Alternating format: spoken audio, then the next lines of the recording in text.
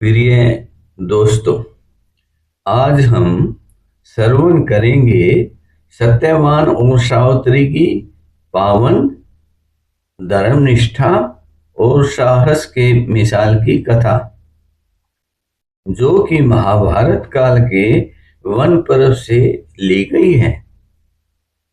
बहुत समय पहले विदर्भ देश में एक महान राजा अश्वपति रहते थे। उनकी एक पुत्री थी जिसका नाम सावित्री था। वह अत्यंत रूपवती, तेजस्विनी और गुणवान लड़की थी।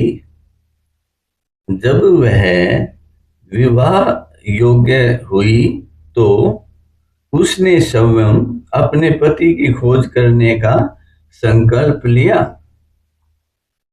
सावित्री ने कई देशों की यात्रा की और अंत में उसे मिला एक बनवासी राजकुमार जिसका नाम सत्यवान था। सत्यवान के पिता धर्मसेन पहले राजा थे, परंतु किसी बीमारी के कारण उनकी आंखें चली गई।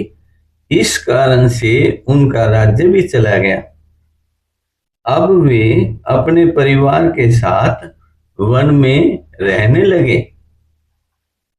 सावित्री ने सत्यवान को देखा और वह उनसे बहुत प्रभावित हुई और मन में निश्चय किया कि मैं इसी को पति वरूंगी। सत्यवान ने जब अपने पिता को यह समाचार दिया तो राजा अश्वपति ने नारद मुनि से परामर्श किया। नारद मुनि ने कहा, सत्यवान गुणवान, धर्मनिष्ठ और बहुत ही मेहनती लड़का है, परंतु दुर्भाग्य इस बात का है कि वह केवल एक ही वर्ष जिएगा। इससे ज्यादा उसकी जिंदगी नहीं है। यह सुनकर कन्या पक्ष के सभी मेंबरों को बहुत कष्ट हुआ और सावित्री को अपना निश्चय बदलने को कहा, परंतु सावित्री अपने निर्णय पर अडिग रही और कहा, चाहे मुझे जिंदगी में कितना भी कष्ट क्यों न उठाना पड़े, मैं तो इसे ही वरूंगी। अतः सावित्री ने सत्यवान से विवाह कर लिया। विवाह के बाद वह दिन रात व्रत व उपवास करने लगी और अपने इष्ट से सत्यवान की लंबी उम्र की कामना करने लगी। दोस्तों, कहते हैं कि जिसका इष्ट मजबूत होता है उसका अनिष्ट कुछ भी नहीं बिगाड़ सकता। एक दिन सत्यवान लकड़ी काटने जंगल में गया और उसके साथ साथ सावित्री भी जंगल में गई। तभी सत्यवान के सिर में पीड़ा हुई और वह सावित्री की गोद में गिर गया। उसी समय यमराज मृत्यु के देवता प्रकट हुए और सत्यवान का प्राण लेकर दक्षिण दिशा की ओर चल पड़े।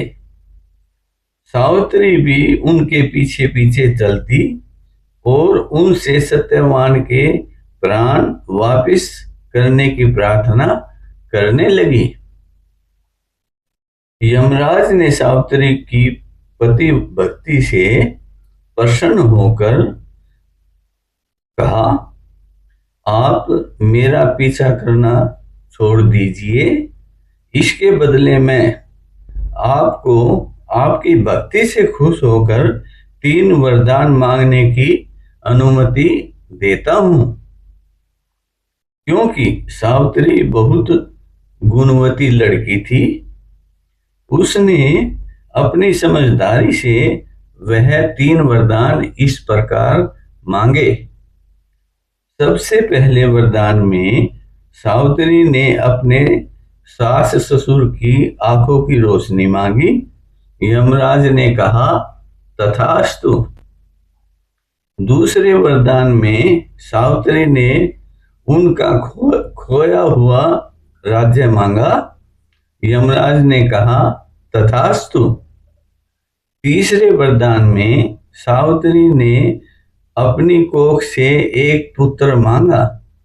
यमराज ने कहा तथास्तु। प्रिय दोस्तों, यमराज सावित्री की बुद्धिमता से बहुत ही प्रभावित हुआ और सत्यवान के प्राणों को छोड़कर अपने यमलोक को वापिस चले गए, क्योंकि सत्यवान वट वृक्ष के नीचे लेटे हुए थे। उनके नीचे ही उन्हें जीवन दान मिला था। इसलिए ही इस दिन को सावित्री वट वृक्ष के रूप में बनाया जाता है।